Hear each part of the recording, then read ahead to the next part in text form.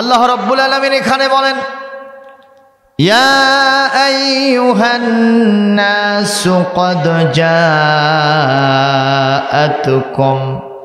মাউইযাতুম মির রাব্বিকুম ওয়া শিফাউন লিমা ফিস সুদূর। আল্লাহ রাব্বুল আলামিন বলেন, হে মানুষ সকল, তোমাদের রবের পক্ষ থেকে একটি ওয়াজের কিতাব এসেছে, আর এসেছে এমন একটি চিকিৎসাপত্র, ব্যবস্থাপত্র, যেটা শুধুমাত্র ফিজিক্যাল রোগটা, শারীরিক রোগটা সেরে দেয় না, যেটা মনের রোগটাও সেরে দেয়। আওয়াজ দিয়ে বলেন, সেই ওয়াজের কিতাবের নাম কি? জোরে বলেন, আরো জোরে। মুসলমান, আপনি জবাব দেন। পৃথিবীর সব জায়গায় এখন বর্তমানে অন্ধকার আছে না নাই? আপনারা বলবেন, হুজুর যেখানে বাতি নাই সেখানে তো অন্ধকার থাকবেই। এটা আমি রাতের অন্ধকার বুঝাই নাই, ইলেকট্রিসিটি বাতি না থাকলে যে অন্ধকার হয় সেটা বুঝাই নাই।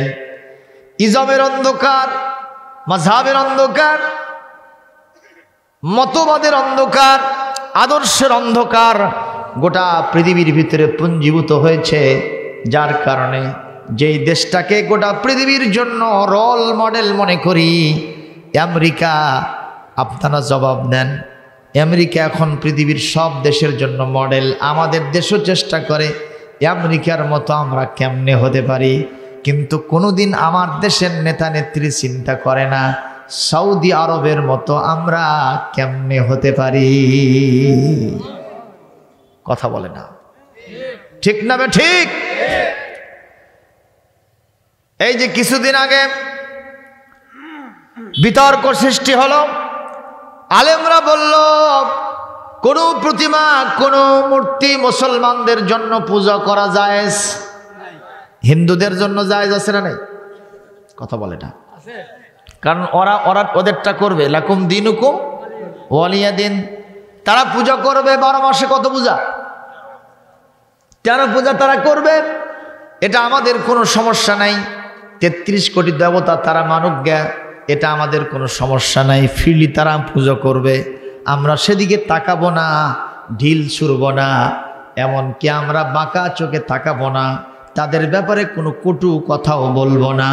এটাই ইসলামের আদর্শ। সুবহানাল্লাহ, ঠিক না বে ঠিক?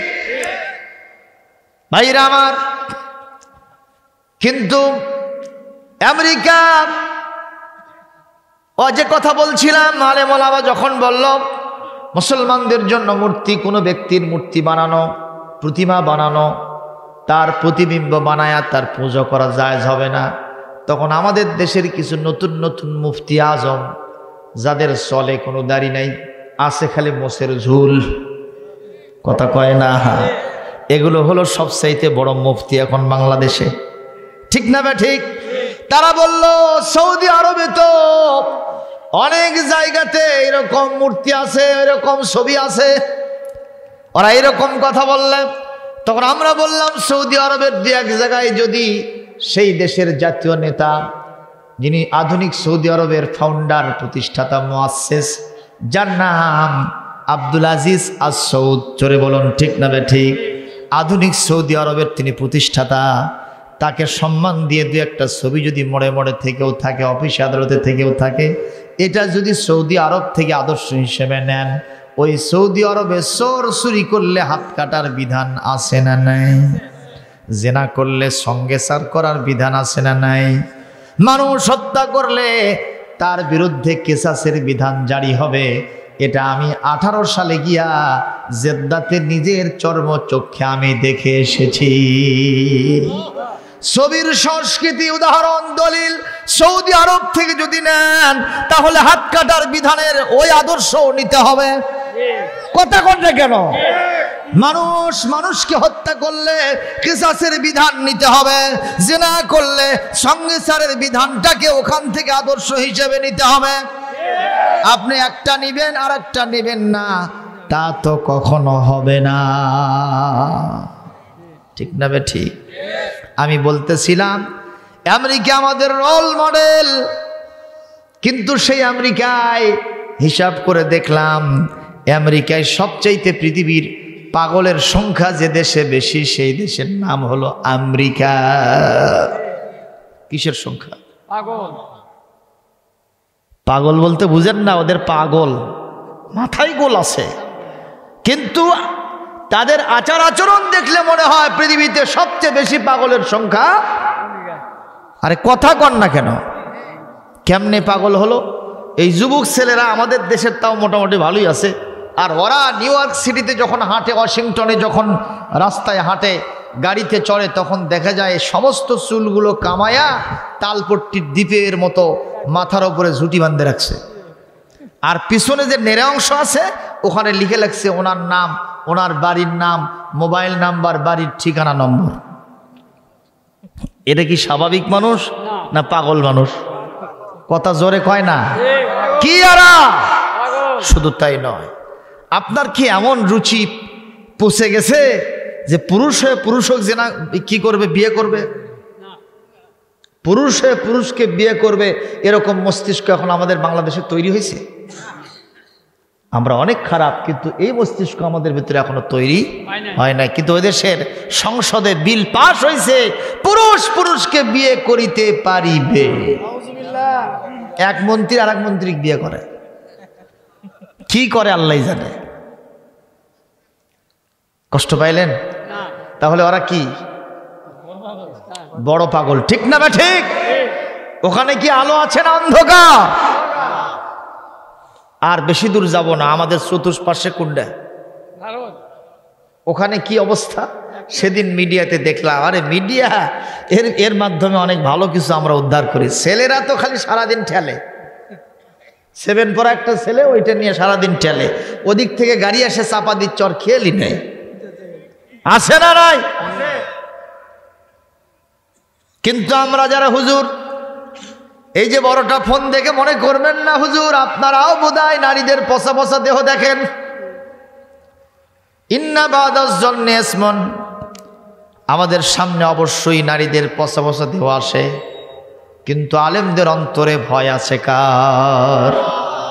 আলেম মনে করে আমার সামনে কোনো মুসল্লি নাই, আমার মাহফিলের কোনো শ্রোতা নাই, আমার কোনো বন্ধু বান্ধব নাই, আমার সামনে আমার দেশের সরকার বাহাদুর নাই, গোয়েন্দা বাহিনী নাই, মসজিদ কমিটির সভাপতি সেক্রেটারি নাই, বাপ মা নাই, বিবি নাই, বাচ্চা নাই। কিন্তু আলেম মনে করে এগুলো না থাকলেও সর্বশক্তিমান যিনি, তিনি কে? তিনি আমার কাছে আছেন। আমি যদি এই পচা দেহটা দেখতে থাকি, এরা যদি কেউ না দেখে আর ওনার ক্যামেরাতে যদি ধরা পড়ে, কাল কিয়ামতে সবচেয়ে বড় আসামি হব। মুসল্লিদের সামনে, আমাকে শ্রোতাদের সামনে অপমানিত লাঞ্ছিত করে উপর করে জাহান্নামে নিক্ষেপ করবেন কে? সে আল্লাহর ভয় আমাদের অন্তরে থাকার কারণে ফোনটা আমরা ইউজ করি, এর মাধ্যমে কোরআনের তাফসীর দেখি, বড় বড় মুফাসসিরদের ওয়াজ নসিহত শুনি, আলোচনা শুনি। আল্লাহু আকবার কোন। শুধু তাই নয়, কোরআনে কারিমে অন্তত আমার ফোনে 4টা কোরআন শরীফ সেভ করা আছে, অনেকগুলো তাফসীর গ্রন্থ আছে, অনেকগুলো সিরাত গ্রন্থ আছে, ফিকার গ্রন্থ আছে, অনেক গ্রন্থগুলি আছে যেগুলো থেকে থেকে আমরা সুন্দর করে জ্ঞানগুলো হাসিল করে থাকি। মারহাবা জোরে কোন। কেন এই কথা নিয়ে আসলাম? আমার পাশে যে দেশটা, সেখানেও যারা বাস করে এদের অধিকাংশ পাগল, এরা অধিকাংশই অন্ধকারের মধ্যে আছে। সেই দিন দেখলাম মিডিয়ার ভেতরে বাবারে গরুর সমস্ত গোবরগুলো নিয়ে এসে ফাইন করে গুলিছে সুন্দর করে। আমরা ওই যে পানিগুলো যেরকম ট্যাপের পানি আমরা বাথরুমের ভিতরে বড় বালতিতে ভরে সুন্দর করে মগ দিয়ে গোসল করি, ওরা ওই গরুর গোবর দিয়ে গোসল করিতেছে। সুবহানাল্লাহ কোন। আরো জোরে মারেন। আবার মাঝে মাঝে টেস্ট করতেছে, গরু প্রসাব করতেছে, চৌল দিয়ে নিয়ে এসে পান করতেছে। আপনারা বলেন আমাকে, এগুলো কি মানুষ না পাগল? তাহলে আমরা দেখতে পাচ্ছি গোটা পৃথিবীতে সব জায়গায় অন্ধকার। আলো দিতে পারে যে কিতাব, আওয়াজ দিয়ে বলেন তার নাম কি? ও মুসলমান দাঁড়াও, তুমি সাথে নিয়ে যাও কোরআন খানি। বলেন ও মুসলমান দাঁড়াও তুমি, সাথে নিয়ে যাও কোরআন খানি। ঘোর আধারের বিপদ ছানিতে, ঘোর আধারের বিপদ ছানিতে, পথ চলিতে কি পারবে তুমি? ও মুসলমান দাঁড়াও তুমি, সাথে নিয়ে যাও কোরআন খানি। পৃথিবীটা আজ শুধু হাহাকার, আলো নেই কোথাও, আজ শুধুই আধার। প্রমাণ দিলাম না? প্রমাণ দিলাম না? পৃথিবীটা আজ শুধু হাহাকার, আলো নেই কোথায়, আজ শুধুই আধার। কোরআনই দিতে পারে আলোর দিশা, কোরআনই দিতে পারে আলোর দিশা, থাকুক সেথায় যত অন্ধকারী, সাথে নিয়ে যাও কোরআন খানি। ও মুসলমান দাঁড়াও তুমি, একটু বলেন না, ও মুসলমান দাঁড়াও তুমি, সাথে নিয়ে যাও কোরআন খানি। আরো জোরে মারহাবা, লিল্লাহে তাকবীর, লিল্লাহে তাকবীর। আপনারা কি সেই কোরআনের সাথে থাকতে রাজি আছেন? সব কিছু জলাঞ্জলি দিয়ে কেবলমাত্র শুধুমাত্র একমাত্র ওয়ানলি ফর যে বুক, হলি বুক আল কোরআনুল কারীম আছে, এই কোরআনের সাথে থাকতে যারা রাজি আছেন দুহাত তুলে এই মুহূর্তে আল্লাহকে দেখায় দাও।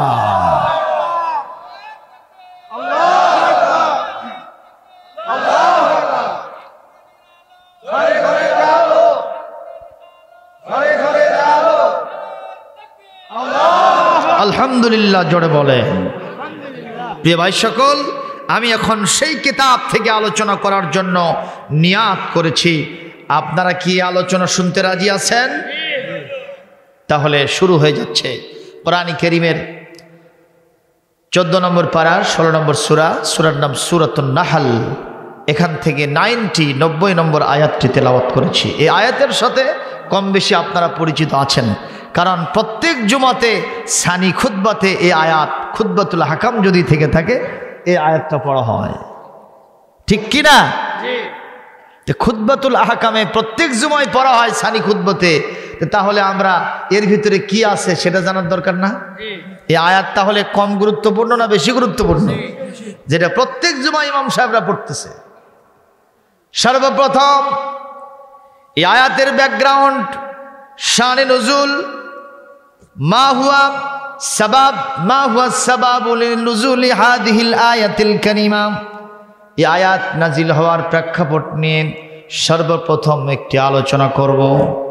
আমার রাসূল মক্কি জিন্দেগিতে সর্বপ্রথম যখন এই ওহীটা পাইলেন, কিতাবটা পাইলেন, এই কিতাব যখন তার মুখ থেকে তেলাওয়াত হচ্ছিল, এ যেন তেলাওয়াত নয়, আস্ত যেন মুক্তার দানা ছড়িয়ে যাচ্ছিল। যেই কিতাব শোনার সাথে সাথে কোরআন কারীমে আল্লাহ পাক ওয়াজ করেছেন, সূরা মায়েদার ভিতরে আছে। আল্লাহ পাক বলেন, ওয়াইযা সামিউ মা উনজিলা ইলার রাসূলি তারা আ'য়ুনাহুম তাফিদু মিনাদ দাম'i মিম্মা আরাফু মিনাল হাক্কি ওয়া ইয়াকুলুনা রাব্বানা আমান্না ফাকতুবনা মা'আশ শাহিদিন।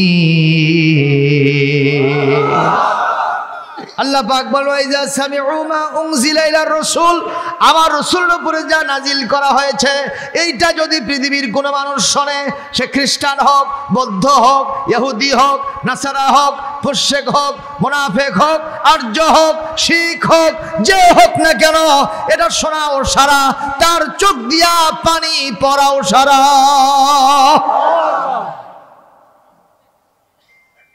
আপনারা বলেন, এই কিতাবের তেলাওয়াত মজা লাগে না বোঝা লাগে? দেখেন তো কি সুন্দর কিতাব। আমাদের ইমাম সাহেবগণ প্রত্যেক রাকাতে যে সূরা পড়েন, লা সালাতা ইল্লা বিফাতিহাতিল কিতাব, বুখারীর হাদিস, যেই সূরা না হলে নামাজ হবে না, ওই সূরার নামটা কি? আরো জোরে কোন? এই সূরা ফাতিহা ইমাম সাহেব এক রাকাতে পড়ে, আর রাকাতে পড়ে না। ইমাম সাহেব শেষ করল, এরপরে আপনি নিজে যখন নামাজ শুরু করলেন, নফল কিংবা সুন্নত, আপনার বোধহয় পড়ার দরকার নাই। কথা কন না কেন? এখন আপনি যখন পড়লেন, ইমাম সাহেবও পড়ে, পৃথিবীর সকল মানুষ যারা নামাজ কালাম পড়ে তাদের সূরা ফাতিহা পড়ার দরকার আছে না নাই? আপনার যদি 60 বছর, 70 বছর, 80 বছরের জিন্দেগি হয়, আজ 50 বছর ধরে আপনি এই তেলাওয়াতটা শুনতেছেন, মন কোনোদিন বলে নাই এইটা বাদ দে ইমাম সাহেব তুমি আর একটা পড়ো, তাহলে আর মজা আছে না নাই? অথচ এই পৃথিবীতে একটা গান প্রিয় মানুষ তার প্রিয় শিল্পীর কণ্ঠে গান একবার শুনল, 2 বার শুনল, 3 বার শুনল, 5 বার, 7 বার, 10 বার শুনল। আপনারা বলেন ওই গান যদি আবার 11 বার দেয়, থাপড়ায় দাঁত ফালায় দেবে? কথা কয় না? দেবে না? দেবে না? কয় যে তুই কি এক ভ্যার ভ্যার করিস রে, এটা আর সহ্য হচ্ছে না। কথা বলেন ঠিক না ঠিক? অথচ এই তেলাওয়াত আমি সারাটা জীবন, আজ 1500 বছর ধরে মানুষ তেলাওয়াত করতেছে, কোনোদিন সূরা ফাতিহা বিরক্তির উদ্রেক হয় নাই, কারণ এটা হলো আমার কালামে রব্বানি, এটা উম্মুল কিতাব, সাবআম মিনাল মাসানি, ফাতিহাতুল কিতাব। সূরা ফাতিহার অসংখ্য নাম আমার আল্লাহ দান করেছেন, সুবহানাল্লাহ। আমাদের দেশে যদি কারো অসুখ হয়,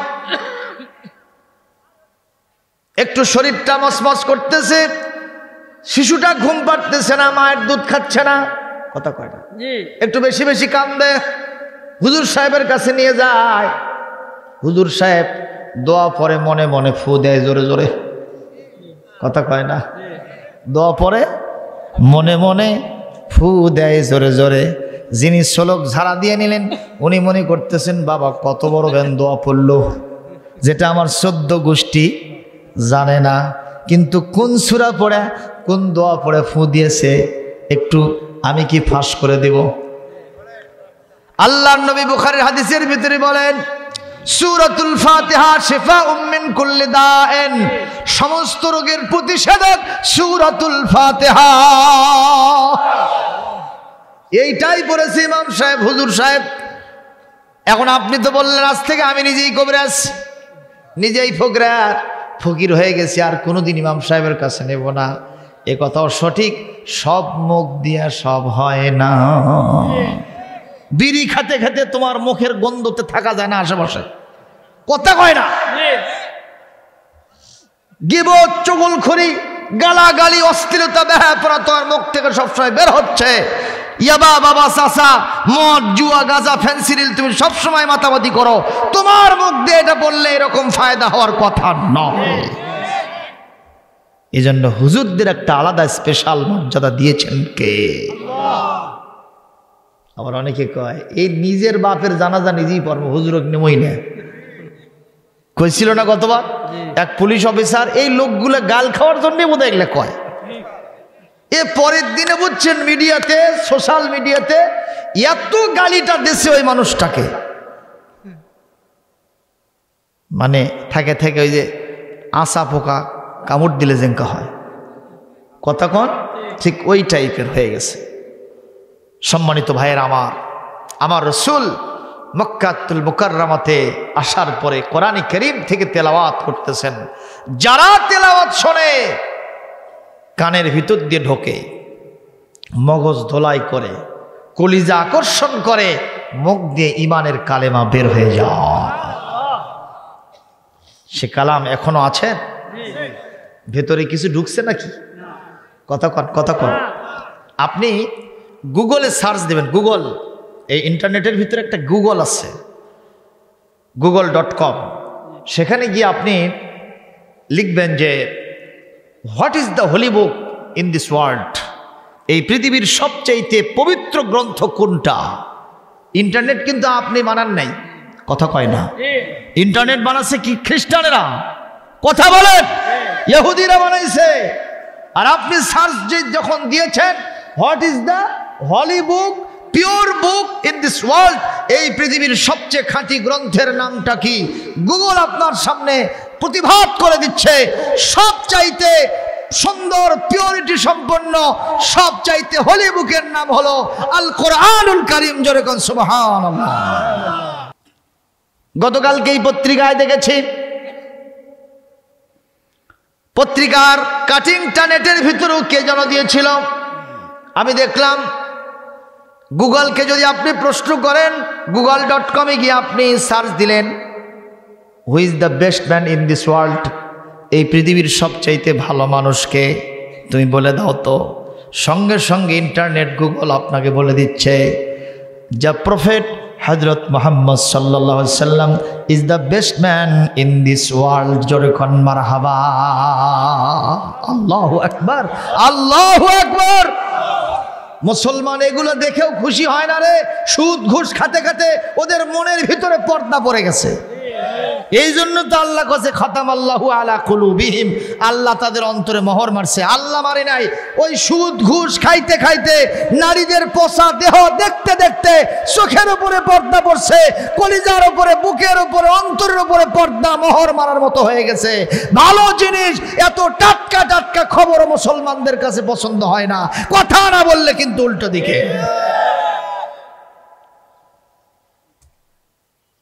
কষ্ট পাইলেন ভাইরা আমার?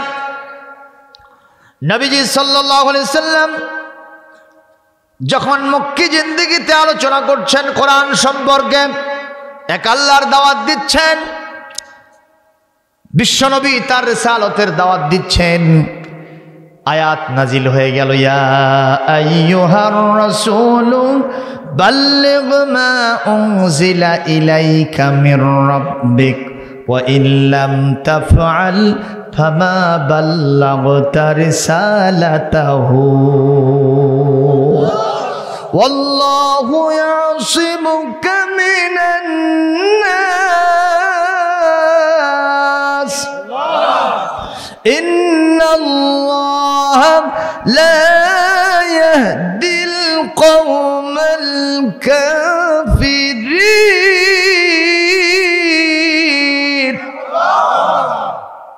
আল্লাহ পাক বললেন, ইয়া আইয়ুহার রাসূল বাল্লিগ মা উনজিলা ইলাইকা মির রাব্বিক, আপনার রবের পক্ষ থেকে আপনার কাছে যা নাজিল হয়েছে আপনি সেটার তাবলীগ করেন।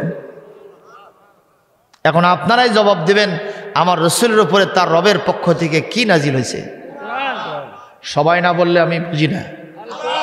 আরো জোরে, জড়ো হলো না, মিছিল করেন, আন্দোলন করেন, সংগ্রাম করেন, আরো জোরে আলহামদুলিল্লাহ বলেন। কোরআন নাজিল হয়েছে, এই কোরআনের তাবলীগ করা লাগবে। আর আমাদের দেশের তাবলীগ হয় কয় উসুল? 6 উসুল। যারা তাবলীগ জামাত করছেন আমি তাদেরকে খারাপ বলিব না, কারণ তাবলীগ করতে গেলেও কষ্ট হয়। কথা কয় না? কম কষ্ট হয় না বেশি হয়? কি যে কষ্ট হয় তার বউ ছেলেরাই জানে। 40 দিন পর্যন্ত বাড়িতে থাকে না, ঠিক না? ঠিক। আমি আপনি যদি 2 ঘন্টার জন্য বাজারে যাই, আসতে যদি আর 10 মিনিট লেট হয়, কি চোখ ছোটটা হয় না বড়টা হয়? তুমি হাঁটতি থাকো, এইটিকে আসা লাগবি। ওই গরু বান্ধা থোজো কে আনে? তোমার সলবল গুলো কে দেখে? খড়ি খার গুলো কে আনে? তুমি হাঁটতি পরে থাকো। কয় মিনিট লেট করছেন? আর ওরা 40 দিনের জন্য যায়, কষ্ট হয় না বোধহয় নাকি? কথা বলেন। কষ্ট যে হয় সেটা আমি বুঝি। আমার এক খালু শ্বশুর, কি শ্বশুর, উনি 3 চিল্লের সাথী। তা আমি একবার ওনার বাসায় বেড়াতে গেলাম, বগুড়া কই গাড়িতে। যাওয়ার পরে আমাকে বলতেছে, বাবা জামাই একটু দোয়া করেন। কে? যে আমি একটু আর একটা চিল্লা দেব। তাহলে কয়টা হবে? 4 চিল্লা হবে। তবে আচ্ছা ঠিক আছে, দোয়া করবো না, কোনো আল্লাহ রাস্তায় যাবেন আপনি, দোয়া করে দিচ্ছি। তো কিছুক্ষণ পর আমার খালা শ্বশুর এসে বলতেছে, বাবা জামাই আপনার খালু শ্বশুর কি করলো? আমি বললাম, উনি দোয়া চাইলো আর একটা চিল্লা দিবার যাবি। কয় যাক যাক, ওই এই দরজাতে বাড়াবি, আমি এই দরজাতে বাড়াবো। আমি সেই দিন বুঝেছি যে তাবলীগ করতে গেলে বউ ছেলেটা কষ্টে থাকে, ঠিক? তাহলে তাদের কষ্ট আছে। 40 দিন নিজের খায়ে নিজের পরে মানুষকে দিনের তালকিন দেয়। প্রাইমারি স্টেজের যে সমস্ত আইন কানুনগুলি এটা মুসল্লিদেরকে ভালোভাবে শিক্ষা দেয়। মারহাবা কোন? কোনোদিন এই দেশটা ইসলামী রাষ্ট্র হলে তবলিগ জামাতকেও কাজে লাগানো হবে। সুতরাং আমরা ঘৃণা করব না। এই দেশ যদি কোনোদিন কোরআন সুন্নাহর ভিত্তিতে চালাতে হয়, তবলিগের সমর্থন লাগবে, কওমি মাদ্রাসার সমর্থন, আলিয়া মাদ্রাসার সমর্থন, পীর মাশায়েখদের সমর্থন, সমস্ত ইসলামী দলগুলোর সমর্থন প্রয়োজন হবে। এক দলের ভিত্তিতে এই দেশে ইসলামী রাষ্ট্র কায়েম হবে না, সবাইকেই নিতে হবে। আমার ভাইরা কষ্ট পাইলেন নাকি? স্ত্রী এসে বলতেছে, প্রাণের স্বামী 6টা মাস হলো বাপের বাড়ি যাই না, একটু যাব। আমি বললাম চলে যাও, ভেতরে দয়া জাগলো, তুমি চলে যাও। কিছুক্ষণ পর আমার মেয়েটা এসে বলতেছে, আব্বু আমি একটু নানির বাড়ি যাব। আমি বললাম মা যা। ছেলেটা এসে বলতেছে, আব্বু আমি একটু নানার বাড়ি যাব। কোথায় যাবে? নানার বাড়ি যাব। আমি তাকেও অনুমতি দিলাম। স্ত্রী গেল তার বাপের বাড়ি, আমার মেয়েটা গেল তার নানার বা নানির বাড়ি, ছেলেটা গেল নানার বাড়ি। আমি চিন্তা করলাম আমি বসে থাকি কি করি, আমি একটু শ্বশুর বাড়ি যাই। যাইয়া দেখি হুজুর সত্যি করে বলতেছি 4 জন এক জায়গায়। আপনারা কথা বলেন না কেন? আরো জোরে কথা বলিতে হইবে। তবলিগ জামাতের টার্গেট আল্লাহর জান্নাত। এই আব্দুল জব্বার কথা কোন? তবলিগ জামাতের টার্গেট আল্লাহর জান্নাত, পীর মাশায়েখদের টার্গেট আল্লাহর জান্নাত, আমার মঞ্জু ভাইদের টার্গেটও কি? আল্লাহর জান্নাত। কওমি মাদ্রাসা, আলিয়া মাদ্রাসা, আমাদের সকলের টার্গেট আল্লাহর জান্নাত। তাহলে আমরা কেন একে অপরে ভেদাভেদ করব? একে অপরকে কাফের, মুনাফিক ফতোয়া দেব, মুরতাদ ফতোয়া দেব? আমরা তো সকলেই আমাদের প্রভু এক আল্লাহ, আমাদের কিতাব আল কোরআন, আমাদের মক্কা মদিনা দুইটা, আমাদের সকলের কেবলা কাবা। জোরে কোন ঠিক না ঠিক?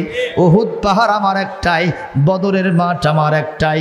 সুতরাং আমাদের কোনো পার্থক্য নয়, আমরা সবাই কুল্লুকুম মিন আদম ওয়া আদম মিন তুরাব ফাকুল্লুকুম সাওয়া। একটু জোরে বলো আল্লাহু আকবার। আমি গত কয়েকদিন ধরে মাহফিলগুলোতে বলে আসতেছি, আজকেও বলতেছি, কবির আফসোস আপনারা কি শুনবেন না? আমাদের প্রভু এক নবীর উম্মত, জীবন বিধান এক, ওই শিবানী কোরআন। তবে কেন এখনো হে মুসলমান এখন করিয়া আহ্বান? বাইতুল্লাহ এক, মদিনা শরীফ এক, উহুদ পাহাড় এক, বদরের মাঠ এক। একটা তো জীবনার মরণ তো একটাই, একটা তো জীবনার মরণ তো একটাই।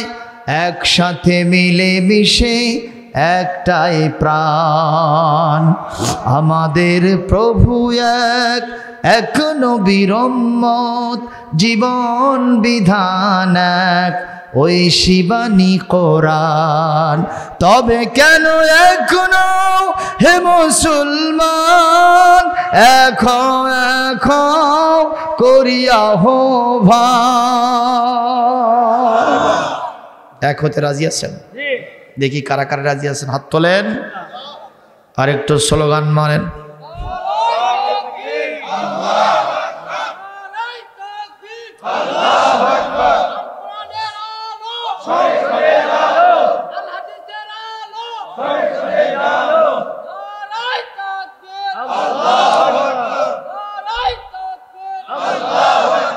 সারা বিশ্বের মুসলমান এখন লড়াই করো। সারা বিশ্বের মুসলমান নারায়ে তাকবীর। আমার নবীর কণ্ঠে ধ্বনিত হচ্ছে এই কিতাবের প্রচার। তাবলীগ, তাবলীগ দাওয়াত দুটো পরিপূরক শব্দ। পুরা কোরআনের তাবলীগ যদি করতে চাই, পুরা কোরআনটা যদি আমরা আমাদের জমিনে বাস্তবায়ন করতে চাই, এরকম একটা পরিবেশের কোনো বিকল্প নাই, ঠিক না বে ঠিক ভাইজান? এখন যদি আপনি এই কোরআনে কারীমের চোরের হাত কাটার বিধানটা প্রচার করতে যান আর যদি বাস্তবায়ন করতে যান, ইমাম সাহেবকে দিয়া সবগুলো 14 গোষ্ঠী জেলখানায় যাওয়া লাগবে, কথা কয় না? এখন যদি জেনার বিচারটা নিজেই করেন, আমার গ্রামে জেনা করছে সঙ্গে সার করব, আন্তর্জাতিক বিশ্ব সমস্ত মিডিয়াগুলো তাক করে থাকবে, মস্তকাশি উত্তরপাড়ার সব ভিটামাটি উজাড় হয়ে যাবে, কথা কয় না? এখন যদি মনে করেন হত্যার বিচারটা আমি কেসাস জারি করে দিব, আপনার জন্য সম্ভব হবে না, আপনাকে আগে শেষ করে দেবে, কথা বলতে হবে, ঠিক না ঠিক? তাহলে প্রয়োজন হবে এই কিতাবের শাসন, ঠিক না ঠিক? ঠিক না ঠিক? মুসলমান, কিছু কিছু মাহফিলে গিয়ে আমরা দেখতে পাচ্ছি কিছু কিছু মানুষ আমাদের এই কথাগুলো শুনে কয় হুজুর রাজনীতি করলো, কয় না? কয় না? আরে কথা বলেন না কেন? তুমি মসজিদের মুতাওয়াল্লি, তুমি মসজিদের হচ্ছে সভাপতি, তুমি মসজিদের সেক্রেটারি, তুমি মসজিদের ক্যাশিয়ার, তোমরা যদি রাজনীতি করতে পারো, আমি ইমাম সাহেব মানুষ, পুত পবিত্র মানুষ, আমি কেন রাজনীতি করতে পারবো না? তুমি যে দেশের আকাশে বাতাসে বড় হয়েছো, আমি তো সেই দেশের আকাশে বাতাসেই বড় হয়েছি, সরকারি চাকরি করি, আপনার কি বলে এমপিওভুক্ত প্রতিষ্ঠানে চাকরি করি, যে বেতন পায় সেই বেতনের আবার কর দেওয়া লাগে, ট্যাক্স দেওয়া লাগে। প্রস্তুতি আজকেই নিলাম, সম্ভবত আগামী কালকেই দিয়ে দেব। সুতরাং এদেশে আমরা অন্য দেশ থেকে পাসপোর্ট করে আসি নাই। রাজনীতি তুমি যদি করতে পারো, পচা রাজনীতি আমি করব না, আমি কেন কোরআনের রাজনীতি করতে পারবো না? ঠিক না বে ঠিক? নাগরিক অধিকার, সংবিধান আমাকে অধিকার দিয়েছে, তবে আমাদের রাজনীতি কখনো নয় হানাহানি, বিদ্বেষ, দাঙ্গা হাঙ্গামা, মানুষকে মেরে ফেলা, রক্তপাত করা, অমুসলিমদের উপর আঘাত করা, এটা আমাদের রাজনীতি নয়। আমাদের রাজনীতি হবে হযরত ওমরের মতো খতিবের দায়িত্ব পালন এবং রাজনীতিকরণ। সুবহানাল্লাহ। জনগণের অধিকার ছিল কি ছিল না? কথা বলেন না কেন? খেয়াল করেন, 12.5 লক্ষ বর্গ মাইলের প্রেসিডেন্ট হযরত ওমর। আল্লাহু আকবার। 12টা নগর ছিল তার, 12টা প্রদেশ ছিল, তার ভিতরে একটা প্রদেশের নাম ছিল হিমসনগর। কি নগর? হিমসনগরের শাসনকর্তা ছিলেন হযরতে সাঈদ ইবনে আমর আল জুমাহি রাদিয়াল্লাহু তাআলা আনহু। যখন হযরত ওমর তাকে শাসনকর্তার ওলির পদে দিলেন, তখন সাঈদের পক্ষ থেকে আপত্তি আসলো, অবজেকশন আসলো, আমি হতে চাই না। আর আমাদের দেশে কি হতে চাই? আমার বোতল মার্কা বাক্স, আমি 1 নম্বর, ওগুলো সব 22 নম্বর। কথা কোন আছে না নাই? মুসলমান, প্রশ্ন হতে পারে হুজুর, হুজুরদের মধ্যেও তো কেউ কেউ এরকম হয়, সেটা আবার কেন মিয়া? ওটা তো ইসলামী রাষ্ট্র, যার কারণে পদ দিলে কেউ নিতে চায় না। কথা কন না কেন? কারণ পদে যাওয়ার পরে যদি এদিক সেদিক হয়ে যায়, 2 নম্বরই 4 নম্বরই 22 নম্বরই, 1 চোখে তেল বেচা আর 1 চোখে লবণ বেচা হয়। নিজের বেটাকে একরকম, আর একজন হারি সান্ডালের বেটাকে আর এক রকম, এরকম যদি দেখানো হয়, কাল কিয়ামতে আল্লাহ পাক জাহান্নামের কিনারে দাঁড় করাবেন। একটু এদিক সেদিক করলে জাহান্নামে ওপর করে ফেলে দিবেন কে? দায়িত্বপ্রাপ্ত হওয়া খুব কঠিন কাজ, ঠিক না ঠিক? এই জন্যই হযরত ওমর খেলাফতের আসনে যখন আসলেন, তিনি ভাষণ দিলেন। শুনবেন না ওমরের ভাষণ? ইয়া আইয়ুহান নাস ইন্নী ক্বাদ বুল্লিতু আলাইকুম লাস্তু বিখায়রিকুম। হে লোক সকল, আমি তোমাদের উপরে দায়িত্বপ্রাপ্ত হয়েছি, নেতা নির্বাচিত হয়েছি, আমি তোমাদের রাষ্ট্রপ্রধান হয়েছি, কিন্তু আমি তোমাদের চাইতে ভালো মানুষ নই। সুবহানাল্লাহ, কত বড় কথা! আর এখন কি কোনো চেয়ারম্যান সাহেব উঠেই কবি ভাই আমি ভালো না, আপনারা আমাকে বানাইছেন, এটা কি কোনো চেয়ারম্যান সাহেব বলবে? চেয়ারম্যান তো বড় কথা, কোনো মেম্বারই বলবে না আমি যদি ভালো না হতাম তাহলে আমাকে ভোট দিল কে? কথা কন রে ভাই? তাহলে কাম কি উল্টো হচ্ছে না সিধা হচ্ছে?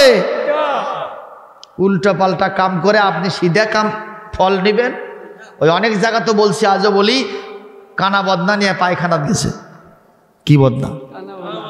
তো এখন পায়খানা করে দেখে তার আগেই চিন্তা করছে, শোনেন না কেন, চিন্তা করলো যে কানা বদনা নিয়ে পায়খানায় ঢুকছি, তো এই পানিগুলো তো সব পড়ে যাবে, পায়খানা শেষ করতে করতে এই পানি সব পড়ে যাবে, তো হাগার আগে শোষার কামটা আগে সেরে নি।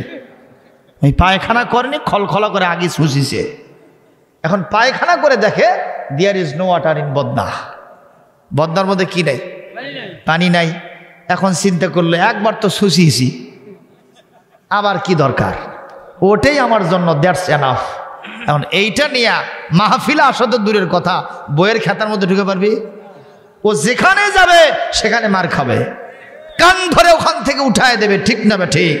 আমার এই সমাজটা উল্টা পাল্টা চলিতেছে, ঠিক না বে ঠিক? উল্টা পাল্টা সমাজ প্রতিষ্ঠিত করে আপনি সিধা ফল নেবেন, সে গুড়ে বালি। মুসলমান ভাইরা আমার, হযরত ওমর বললেন আমি ভালো নয়, আমাকে বানাইছেন ফাইন রাআইতুমুনি আলা হাক্কিন ফাইনুনি, আমাকে যদি হকের উপরে কোরআন হাদিসের উপরে দেখো তাহলে আমাকে তোমরা সহযোগিতা করবা। সুবহানাল্লাহ কোন।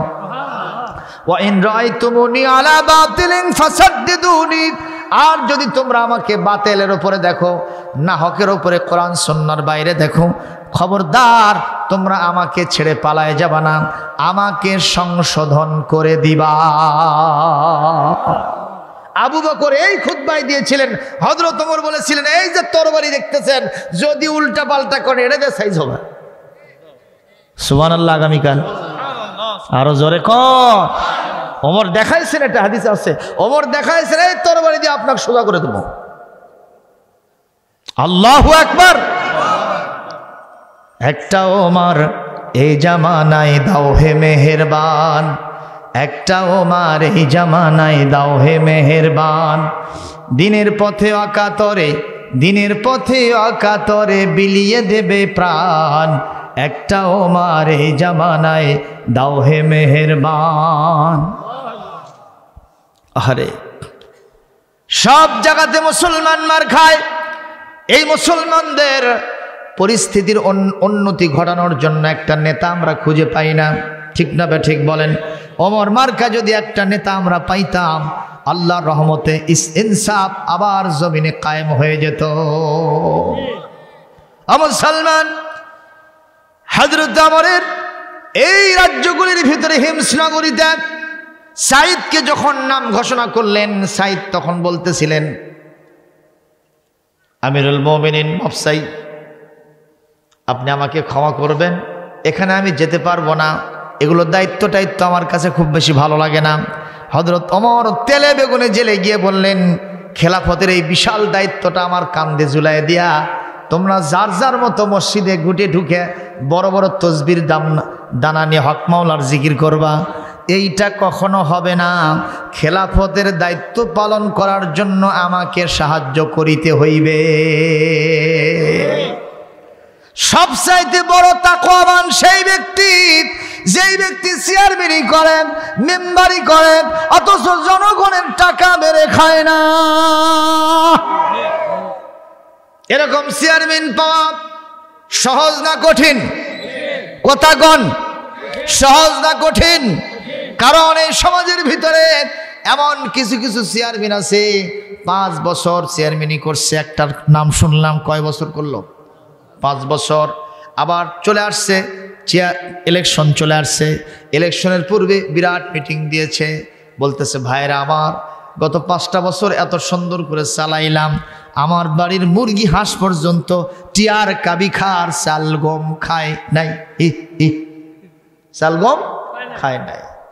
লোকেরা বললো একের চেয়ারম্যান পাইছিলাম বারে, এবার চেয়ারম্যানের চেহারা দেখবো না, খালি বোতল মার্কা বাক্স হলেই ঠেসে ঠেসে মেরে দেবো।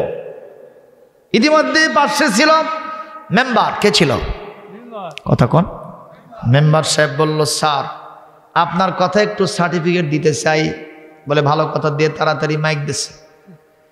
আপনারা বক্তব্য শুনলেন, আমাদের চেয়ারম্যান সাহেব গত 5 বছর এত সুন্দর চালাইছেন, ওনার বাড়ির মুরগি হাঁস পর্যন্ত টিয়ার কাবি খার চাল গম খায় নাই, কারণ আমার চেয়ারম্যান সাহেব উপজেলার থেকে তোলে ওঠি বেছে বাড়িতে আনে না, উপজেলাতে বেছে বাড়িতে মুরগি হাঁস খাওয়ার চান্স আছে, চান্স আছে। এর থেকে সৎ নির্ভীক সমাজকর্মী আর কে হতে পারে? ঠিক না বা ঠিক?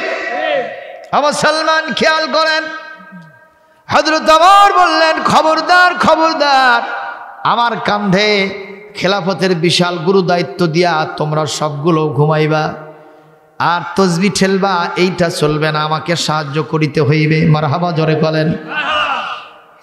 বাধ্য হয়ে উনি দায়িত্ব নিলেন হিমসনগরের। 1 বছর গেছে, হিমসনগর থেকে অন্তত 150 মানুষ হযরত ওমরের কাছে চলে আসছে কিছু সাহায্য নেওয়ার জন্য। মদিনা মুনাওয়ারায় হযরত ওমর বললেন, আমার তো সেখানে নিয়োগ করা একজন শাসনকর্তা আছে, যার নাম সাঈদ ইবনে আমর। ও কি করে ওখানে? আমার সাঈদ ওখানে থাকতে ও দেশে দুর্ভিক্ষ লাগলো কেন? আমি তো তাকে অবশ্যই শায়েস্তা করব। যাই হোক, তোমরা যেহেতু অভাবে আসো, একটু লিস্ট তৈরি করো, কারণ কোনো বয় বরাদ্দ দিতে হলে লিস্টি ছাড়া কাম হয় না। ওই সিলসিলা এখনো আছে না নাই? এই যে ভিজিএফ কার্ড পাচ্ছেন, বয়স্ক ভাতা পাচ্ছেন, বিধবা ভাতা পাচ্ছেন, কথা কোন, প্রতিবন্ধী ভাতা পাচ্ছেন, এগুলোর জন্য মেম্বার চেয়ারম্যানরা কি করে দেয়? কাট করে দেয়। বলেন তো এগুলো এখন দল বিচারে হয় কি হয় না? হয় কি হয় না? এমন লোকের নাম দিছে যেই লোক 10 বছর আগেই চলে গেছে কবরে। ঠিক না বে ঠিক? ভাইরা আমার, মুসলমান, আপনার এলাকার কথা বলি না, কাল উপজেলার কথা বলি না, আশেপাশে নন্দীগ্রাম শাহজাহানপুরের কথাও কই না, এটা অন্য জায়গার কথা বলিতেছি। তাতে আপনারা মন খারাপ করবেন না, তবে খাপে খাপে যদি মিলে যায়, তাতে যদি আপনারা নিয়ে নেন, তাতে আমার অবজেকশন হবে না। কথা বলেন ঠিক না বে ঠিক? মুসলমান ভাইরা, এই যে ভিজিএফ কার্ড বিতরণ করেন, এটা হযরত ওমরের থেকে সিলসিলা তার সুন্নাহটা জারি হয়েছে। মারহাবা জোরে বলেন। মুসলমান ভাইরা আমার, হযরত ওমর বললেন, তোমরা নাম লেখো। নাম লেখা হলো। 1 নম্বর নাম সাঈদ ইবনে আমর। কয়জন? কয় নম্বর? সাঈদ ইবনে আমর 1 নম্বর। এভাবে লিখতে লিখতে 50 জনের নাম লেখা হয়ে গেছে। হযরত ওমরের কাছে যখন সিডিটা আসলো, উনি বললেন, এই যে 1 নম্বর নামটা দেখা যায়, এই লোকটাকে। সঙ্গে সঙ্গে ওনারা বলতেছেন, হুজুর, আমিরুল মুমিনিন, খলিফাতুল মুসলিমিন, আপনি যে শাসনকর্তা আমাদের এলাকায় পাঠিয়েছেন, হিমসনগরীতে দিয়েছেন, ইনি হলেন সেই সাঈদ ইবনে আমর। বলে, নেতার নাম গরিবদের তালিকায় 1 নম্বর কেন? বলে, আমাদের নেতা এত দিনহীন, এতই গরিবী হালতে তার জীবন চলে, আমাদের মন বাধ্য করেছে নেতার নাম গরিবের তালিকায় 1 নম্বরে দিতে। জোরে আল্লাহ আকবার দেন বারে। ইলে লোক তোলাই যাচ্ছে না, ইলে গেল কোনটি জজবা? জামগ্রাম ইউনিয়নে তো সেই জজবা ছিল বারে। কে বাবা মন খারাপ করতেছেন? ওই ছোট ভাই, মন খারাপ করতেছ? তোমাদের আলোচনা কি আর কিছুক্ষণ চালাবো না? আল্লাহুম্মা আমিন দিব। কও আর একটু চলবে? সবাই চলার পক্ষে? দেখি কারা কারা পক্ষে নাই। যাক, এবার যারা পক্ষে আছেন তারা 2 হাত তুলবেন, 1 হাত নয়, 2 হাত। আল্লাহকে দেখান, জোরে সোরে হাত দেখাও। দেখেন তো কারু হাত নিচে আছে নাকি? যদি কারু হাত নিচে থাকে, মনে করবেন ওই গ্রুপের লোক। কোন গ্রুপ তা কিন্তু কই নেই। জোরে সোরে হাত তোলেন, জোরে সোরে হাত তোলেন, আর তকবীর ধরবেন আমার সাথে। এমন তকবীর দিবেন, শুধু কাহালু উপজেলা নয়, বগুড়া জেলা নয়, রাজশাহী ডিভিশন নয়, বাংলাদেশ নয়, সত্যবক আসমান পেরিয়ে ইথারের মাধ্যমে ফেরেশতাদের কণ্ঠে কণ্ঠ মিলায়া আরশে আজিমে পৌঁছে যাবে, এমন একটি আওয়াজ দিতে কি পারবেন? লিল্লাহে তাকবীর, নারে তাকবীর, নারে তাকবীর। আল কোরআনের আলো সারা দুনিয়ায় জ্বলো। কোরআন আছে যেখানে, আলেম ওলামা যেখানে, আজকের মাহফিল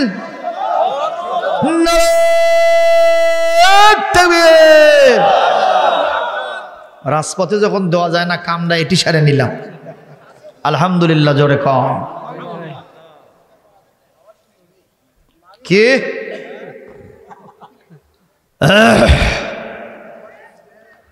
চলবে তাহলে না? নেতার নাম গরিবদের তালিকায় কয় নম্বর? 1 নম্বর। আর আমাদের দেশে নেতারা যখন নেতা হয় তখন 1 নম্বর গরিবই থাকে, কিন্তু 1 বছর যেতে যেতে কি হয়? আগে ছিল খই ভাজা খাওয়ার খোলাও ছিল না, খেরের চাল, সেটা আস্তে করে একটা টিন হয়। তারপর আরেক বছর যেতে যেতে টিন ফেলে দিয়ে ওটা আবার ছাদ হয়।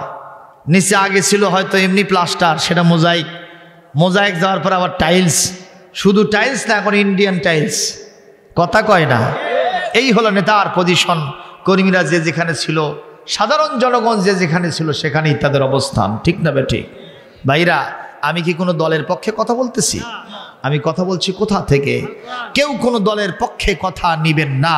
আমি আগেই বলেছি, মাউইযাতুম মির রাব্বিকুম ইয়া আইয়ুহান নাস, মানুষ সকল, তোমাদের জন্য এই কোরআন ওয়াজ হিসেবে আসছে। সুবহানাল্লাহ।